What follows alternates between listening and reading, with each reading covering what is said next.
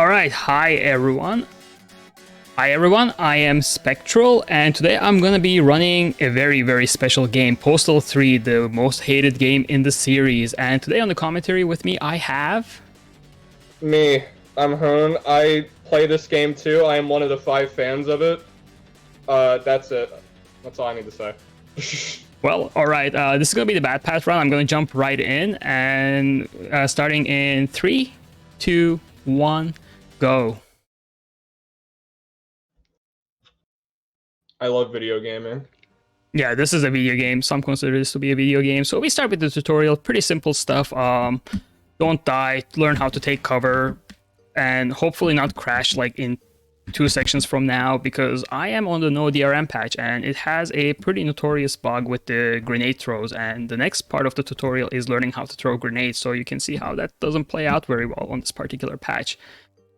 We are gonna do our best. Hopefully we'll not crash here. If we crash, I will have to oh, we're good. Okay, well then. He's very happy because now I don't have to make fun of him while he sits in silence regarding it. That is true. That is true. These zombies are alright, there we go. And now that we didn't crash, this is the second worst part of the tutorial. We have to use gas can to set the zombie ablaze, and for some reason on this platform, gasoline doesn't always work very well. But that was pretty fast, though. Yeah, that was actually pretty lucky. I'm surprised. But yeah, eventually they'll feel like dying, and then we're gonna progress. And now we're gonna learn how to use non-lethal weapons by picking up these soldiers' lethal weapon and shooting them in the head. So, well done. And we finished the tutorial by pressing this button, which does something, I suppose. And now we enter... Yeah, it does something, I suppose. Someone watch the cutscenes. We start the mission. This is the town of Catharsis, and dude is looking for a job to buy a tank of gas, I guess, to leave the town. And we're in this fine establishment. We luckily found some employment, and we're basically doing janitorial work until the place gets swarmed by hockey moms who don't like this particular establishment. So we have to scare them away by shooting them with the Kleenex and the other stuff, dirt and debris that we just collected previously. And a lot of these moms have 1 to 3 shot worth of HP. It's completely RNG, so when they throw up, that's basically their cue that they're going to be leaving. So we want to get them all out of the store as fast as possible. And one interesting thing is there's actually 2 different type of moms that spawn. This one that spawned here with Postal is on a separate timer. So what can happen is that if we don't prioritize the pistol wielding ones, they can take quite some time to spawn. So we don't want to lose a lot of time to that. Did you have anything else to add here, Hoon? Because I'm just going to This is our first celebrity appearance in the video game Postal 3, as we have our wonderful celebrity, Ron Jeremy, running this fine establishment in a funny Mario costume. I think that's very incredible. This Other game... than that, I don't really have that much to add, but you can't, with the hockey moms with the guns, you can't actually punch them to death to take their weapon from them, and then you can shoot all the other moms, and the counter goes down. So you don't have to shoot the snot balls at them so they run away. Well, scaring them away is same as shooting them, I guess, as far as Postal is concerned. And I think we didn't get paid in that job, did we? So no, because they wrecked the place. Yeah, so now we find an alternate employment opportunity where we have to collect diseased cats from the street. So what we're gonna do is we're gonna first have to collect 3 cats, and we have one right here, pretty good RNG. Gotcha. The early game is very RNG heavy in Postal 3, so we are hoping we'll get good cat spawns here that we won't have to run around a whole bunch. We need 15 of them to progress. Here's where we talk about version differences, because on the very first version of the game, V1.0, if you inhale catnip, save and load during it, you activate, sorry about that. You activate a bullet time mode. But with the save and load, you stay in that state and you get to move faster from it. So you, basically move at, twice the speed that you usually do. But in this version, we have access to, well, every version has it, but we have at least access to another version of a speed glitch here. But we won't see that until later. Yeah, it will come up in a couple of missions, so not too far out. Yeah. have a decent spawn RNG here. I think the next one should be good enough, or we'll be just missing one more. Oh no, this is actually pretty good. This is good. Yeah, that was pretty good. And we didn't get paid yet again. I think the employer got arrested or some such. Yeah, so now we work for former Playboy star and Postal babe, not former Postal babe, Jennifer Walcott. And we're at the Catharsis Mega Mall, and we got to protect her entire getup from the hockey moms again. And this is the first appearance of a DLC gun. Is this a DLC gun? I don't remember. Yeah, it's the DLC gun. It is actually DLC for a very specific release of the game, I think in a Russian store, but because it breaks the game so badly, we allow it on all the versions, I guess, because it's really easy to swap into other copies of the game. So the thing with the fart gun is that, yeah, like Spectral said, it was only a one release of the game, a special release, but it doesn't actually exist in V 1.0, so it's not applicable there. However, it works in every other release after that. So, but yeah, this is the only release that we have that works. That this also works in. So, and it's a better taser, pretty much. So, better pepper spray. Any lethal weapon, non-lethal weapon, use the fart gun for that instead. Alright, now here is the first appearance of a glitch that's common to Source Engine games called Save Delete. We basically load up a corrupted save effectively to make the game put us in like a default state for the game, and apparently we are doing that again because that yeah, he didn't get the he didn't feel like running over. So this is where the bad path part comes in, because we did the pre-path missions before. Now we're making a choice. Do we side with the cops or the ecotologists? And we're siding with the ecotologists for the bad path. So what Spec did is use a non-lethal weapon on a random ped, use a human shield with a shotgun out. You're not supposed to do that. And he's using the alt fire of the shotgun. And now he's spawn camping these cops like in Modern Warfare. Yeah, and now that I killed a few, I can let go of the human shield. I can just kill them by breaking their neck, but it's faster to save and load, saves a bit of time. And I'm going to kill a few SWATs here to farm some ammunition before the next boss fight. It's going to be our first boss fight of the game. And hopefully we'll play... Well, the first boss fight was the grenades in the first level, but... Oh yeah, that's true, actually. But here's the police helicopter, which is the boss if you side with the ecotologist on this. And now he's going to play nice and not destroy us in this fight and not like run around a whole bunch. This fight can go both ways. He will either get stuck in place like he's doing now, which is very nice, or he is just gonna start moving around. And you might notice that I'm shooting specifically the area between his tail and the main frame of the chopper, because that's the only part where he actually consistently takes damage, because this is a quality game. And now we have joined the ecotologist. And what was the next mission I forgot here? I think we have to collect some apples. Yeah, 3,000 of them. Good luck, bro. Oh yeah, I think my run estimate is pretty generous, actually. We'll make it. 3,000 can take a while, but we have our discount gravity gun here. Definitely not rehashed gravity gun from Half-Life 2. Yeah, totally not.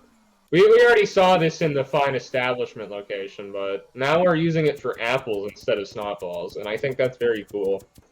And actually, you only need 15 to 20 apples, and then, as it usually happens in apple orchards, it gets ambushed by terrorists. So now we have to kill 20 terrorists. And the interesting thing here is it's a shootout just like the bank one, and we are a part of the ecotologist faction. If we shoot any ecotologist during this mission, we get, like, kind of go into insane path, as the game files call it, where we have to kill both 20 ecotologists and terrorists. So that's very slow. We don't want to do that, so we have to be careful with friendly fire. But on the flip side, we actually are competing with the ecotologists for the kills, because if they kill any of these terrorists here, we don't get the kill count like towards the mission end. So we have to be we have to make sure we get them before they do, and or hope that they are not very competent in their killing. Anything else you want to add to your Hoon? Guys, can we swear on stream? I just saw someone just say in chat, quote unquote, snot balls with the cap of pride. Are they ready for the truth? Yeah, no. I don't really have anything much else to add. This is just kind of just a waiting game as soon as you get all the kills here. Yeah, there are quite a few missions, and I'm getting horrible spawn RNG here on this side of the map, so I'll have to go ahead here a bit. Alright, well, they were all camping out here. Here's some Postal 3 game tips. Use the M16. That is the best weapon in the game. This is the weapon we will be constantly using if we have ammo for it. Shotgun is very powerful when it wants to be powerful, is the interesting thing. And now Yes. I'm gonna save delete again at the start of this mission to get the sledgehammer. And I believe, Hoon, did you describe trimping already, or are you gonna go into that No, detail I now? have not. I'm gonna set up for it, and I'll start killing 20 guys here, enemies just like last time. So you can probably explain what's going on here. All right, so tripping is totally not based off another funny Source Engine mechanic and another funny Source Engine video game. But in the case of this, there are two ways to do it. And it's with either the sledgehammer or the fire axe weapon, because they're basically the same weapon, but with a different model. So the first method is you press Alt-Fire twice in a specific manner. Like, you hold down the second one, and you just go flying. You go zooming. However, it doesn't really work on all mice, for some reason. It doesn't work on my new mice.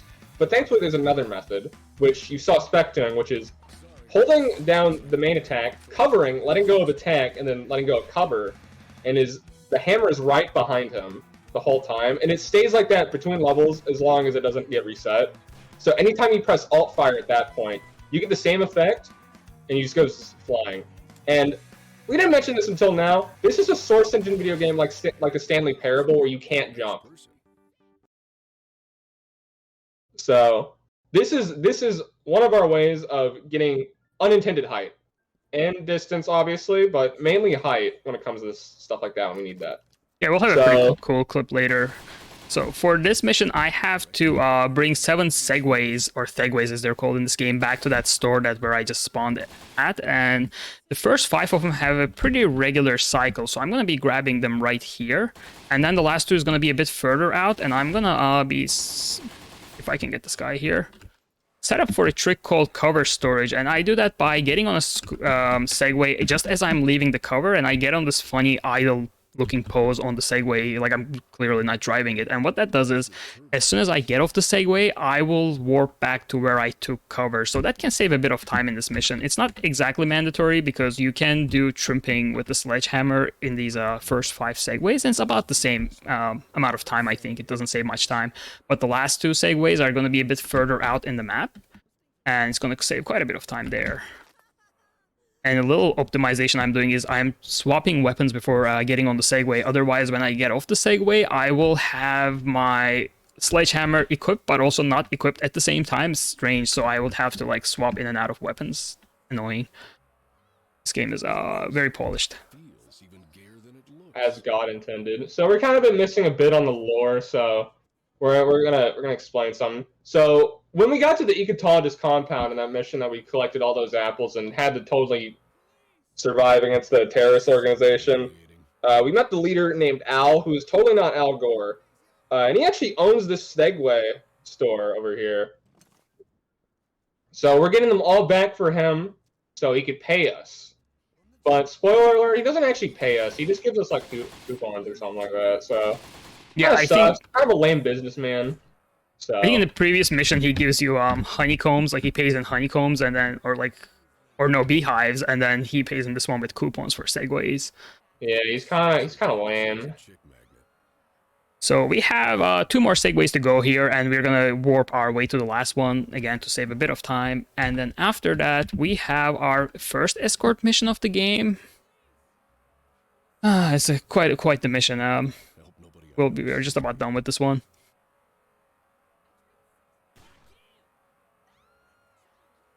The Segways are quite broken in this game. It's a shame that we only get to use them on a couple of levels in the bad path here.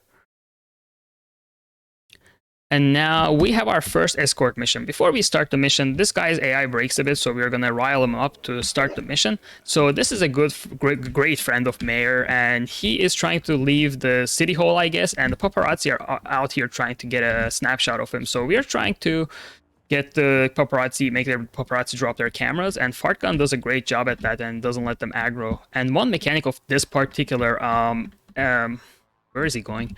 This particular escort NPC is, well, he's not very good at following us, but he's also afraid of violence. So if we shoot our weapons, or if any of the enemies shoot their weapons, he's gonna run away and hide in a corner for about 10 seconds. So we don't want that.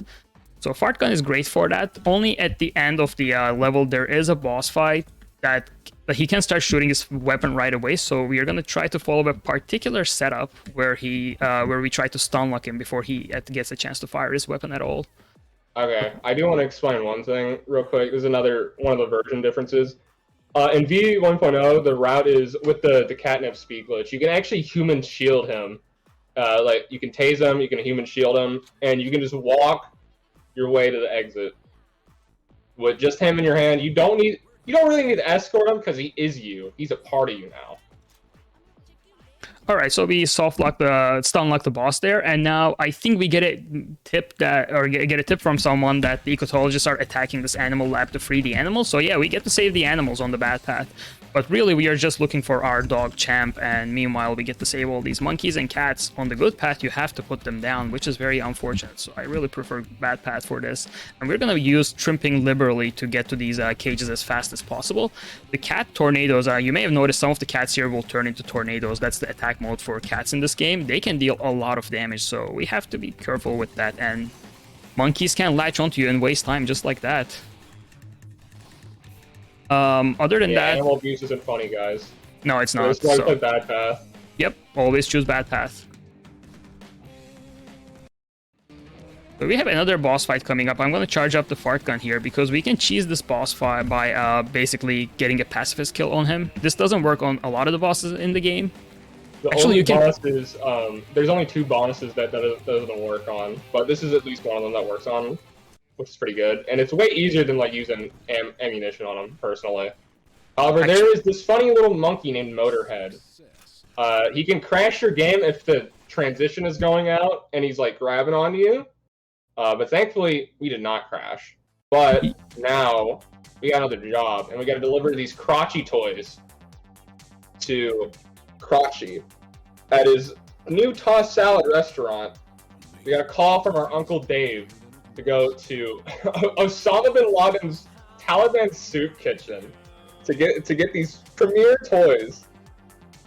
So we're bringing over his brand new whip to a trigger, and we trimp up a wall, and we assassinate Randy Jones.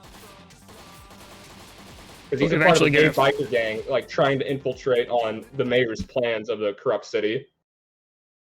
So, and we kind of did that. So now we're inside the mall, and we got to deliver the toys to Crotchy now. And in that earlier mission, I think the requirement is that you take care of the whole gang, but the game only cares about whether you shoot Randy Jones or not, and it doesn't care about the order of delivery versus killing him. So we do everything kind of out of order, but it works. Yeah.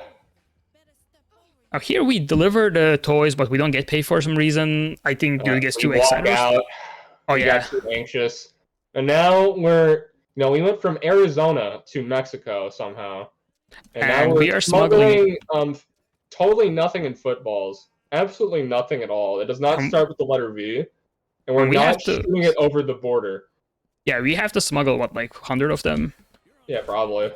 We only need one, and then we get caught, and then we get into this fight with the border patrol, and then we start using our trusty shotgun trick again.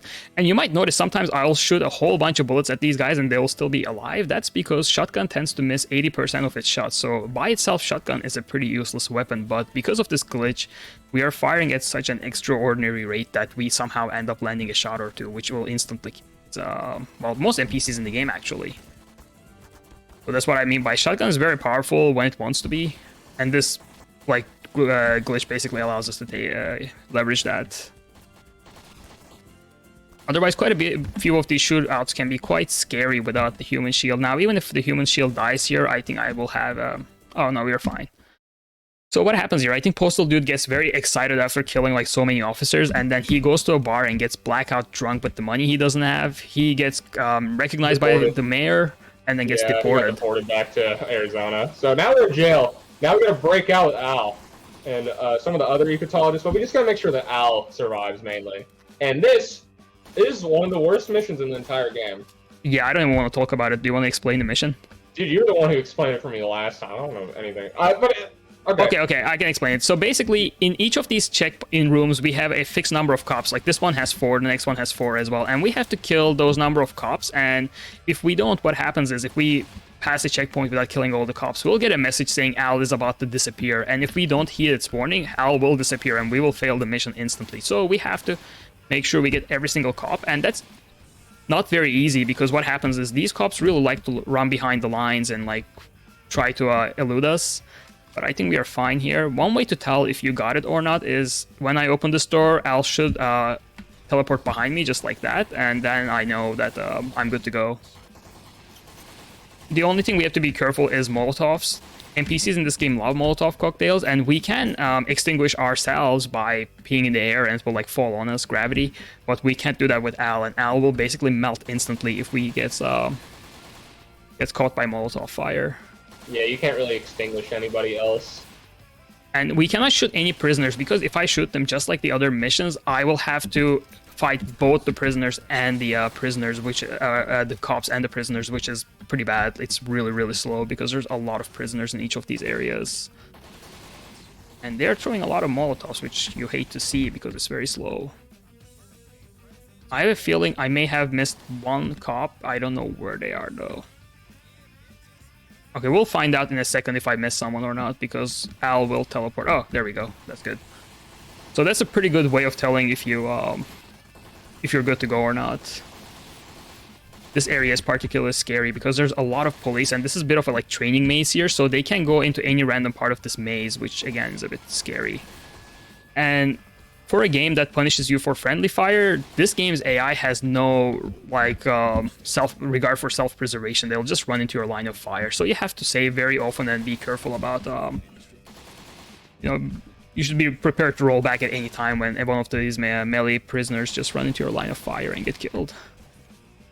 Did you guys know that this game uses the same AI system as those scary PNGs in Gmod?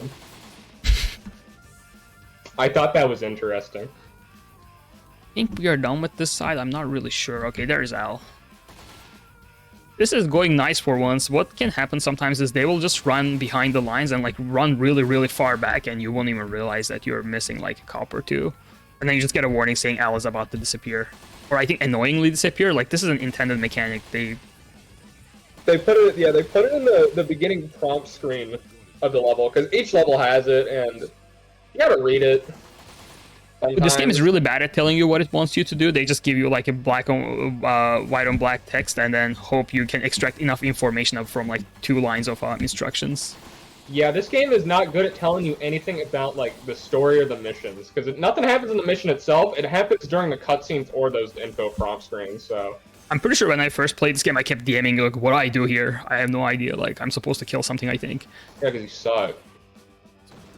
There we go. So I finally shot a prisoner. Perfect. Where did you save at? Did you?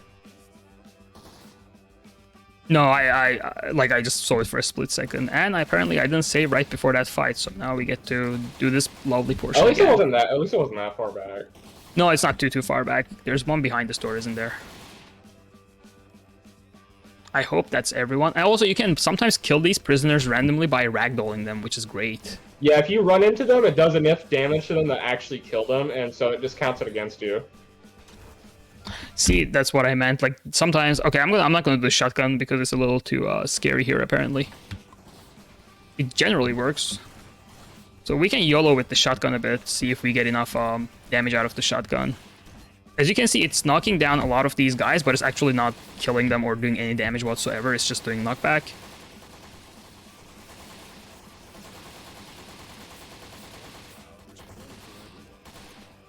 Yeah, the shotgun does ragdoll at close range.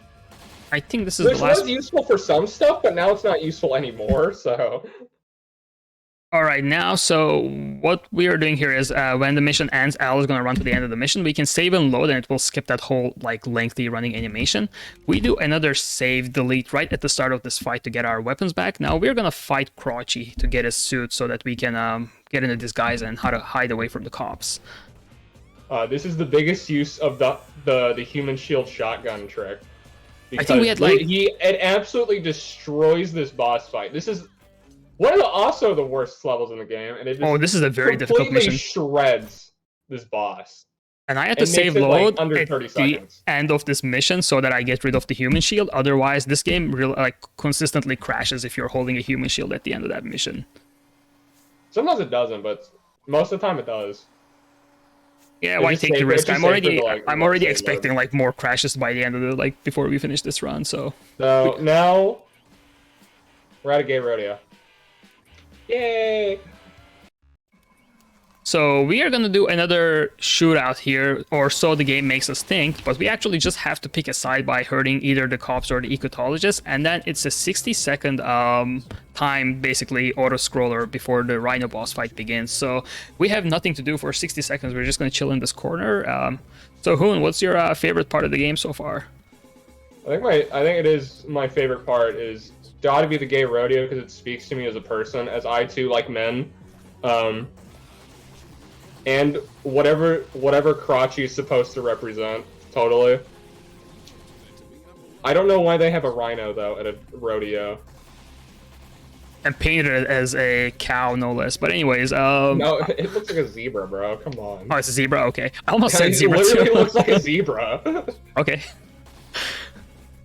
zebra it is. But I do actually find it quite interesting how there's so many celebrity appearances in this game, and I think only like maybe a quarter of them actually agreed to be in this game. Yeah, we got voiced by Ron Jeremy, got voiced by Jennifer Walcott, voiced by Randy Jones, who, in the good path, he does show up on the Rhino in this mission. So, but he doesn't show up in this one. This fight is, if you have gotten this far casually, this is where you uninstall the game, because this fight is quite terrible. Normally, the intended mechanic is you shoot the Rhino. He can't be damaged by weapon fire, and then he charges to you and then hits a wall and then takes damage, or so it should. But more often than not, it will hit a wall and then just keep running as if nothing had happened. So we do a save and load, which somehow resets the AI and makes these damages more consistent. And we are already done with the first 3 hits. You cannot do the save and loads, but it does make it consistent if you know what you're doing and can time it properly. Otherwise, you can softlock and lose infinite amount of time. Oh yeah, that is true. It's quite easy to softlock in this mission. It's quite easy for the rhinos to hit the wall and then not take damage and run off in a random direction and like waste a ton of time. Yeah, you just kind of swag YOLOs out for some reason. That kind of sucks. And then we have one more hit here. I think I should be able to lure him into this wall here. Or not. Okay. No, he's kind of busy. Just do whatever, I guess. This fight can go so wrong in so many ways. Before we found the save and load trick, it used to be just save a lot of time up to this point and then hope the Rhino cooperates, which he often didn't. But anyways, we are done with that, and now I think we just find a random ransom note that Champ has been taken hostage by the Mexi Sushi gang, so they basically challenge us to go into the basement of their restaurant. Or yeah, we follow Champ's breadcrumbs, which is blood. Oh, is that what it is? Okay. Yeah, and we actually find out that the egotologist leader, Al, he's actually selling all these animals to the Mexi Sushi people, so Champ just happens to be one of them, I guess, so... we get to go down the cave, we get to go find our dog, and we get to escape this place. This level is quite challenging, actually. So what happens is I'm using trimping quite liberally here to get around, but a lot of the cave walls are downward sloping, the ceilings, and if I hit the ceiling and then hit the floor while trimping, it basically takes it as if I just got spiked and deals a massive amount of damage. So I'm gonna save and load here to restart my health regeneration timer. This level can be quite scary, and I don't want to enter the second phase with only half HP, because we're gonna get shot by a barrage of bullets in a second here, so...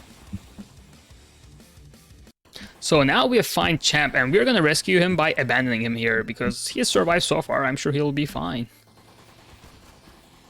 And this is one of my favorite... not to babysit him, though. That's the thing. Yeah.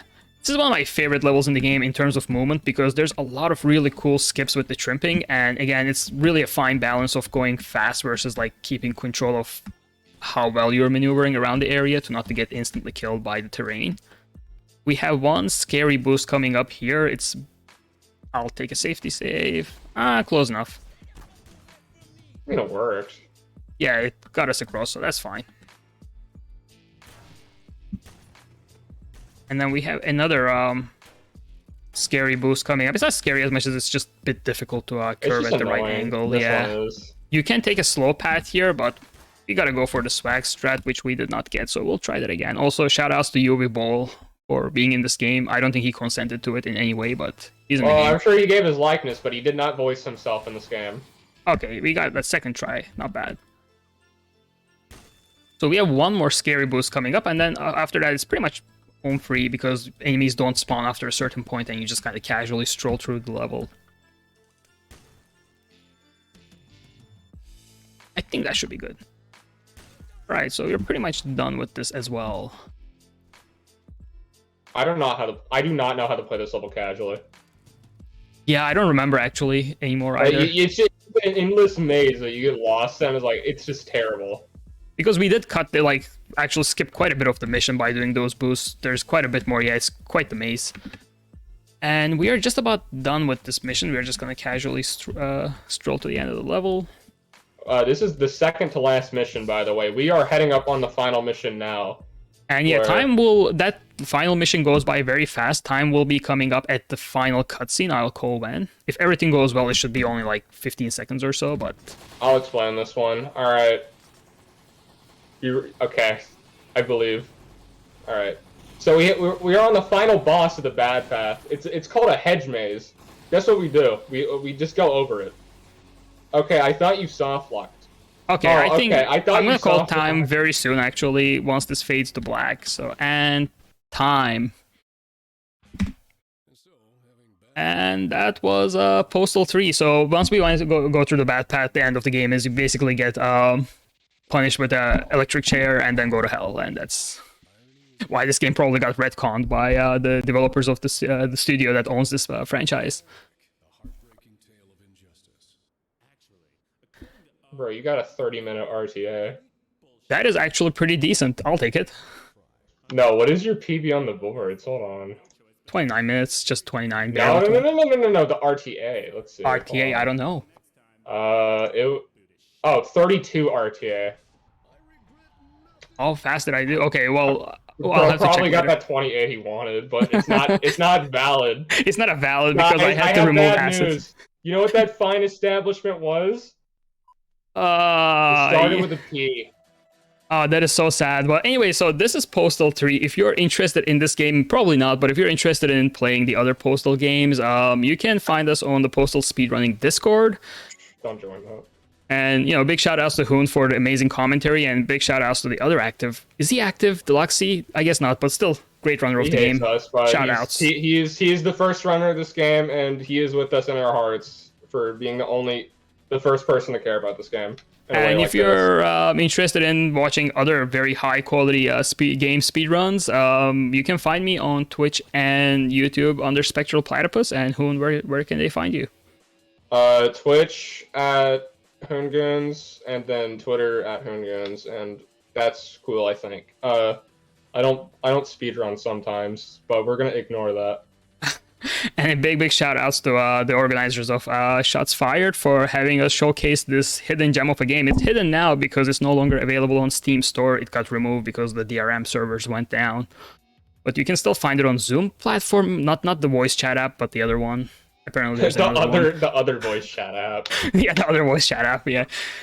Some obscure game store, but they have this game and it's DRM free, so yeah. Or you can buy it off a Running with Scissors website in the Postal XX 20th anniversary box with the Steam key. Or spend your money on something better, but you know, your money to spend. Or you can pirate it.